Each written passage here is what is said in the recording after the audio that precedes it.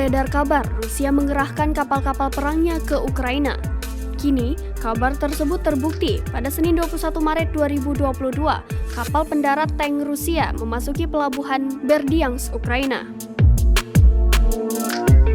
Kapal ini datang untuk mengirimkan amunisi dan peralatan militer ke pasukan Rusia di wilayah Ukraina yang diduduki. Kapal pendarat Rusia itu menurunkan kendaraan lapis baja untuk memperkuat pasukan Rusia. Dikabarkan sebelumnya 4 kapal tertangkap kamera Kementerian Pertahanan Jepang pada Rabu 16 Maret 2022 waktu setempat. Kapal-kapal itu melintasi Selat Tsugaru, timur laut negeri Matahari yang menghubungkan Laut Jepang dan Samudra Pasifik.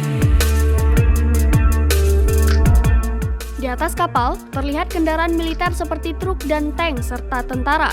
4 kapal perang besar Rusia yang membawa lebih dari selusin truk militer terlihat berlayar melewati timur laut Jepang, diduga menuju Ukraina yang sedang diinvasi.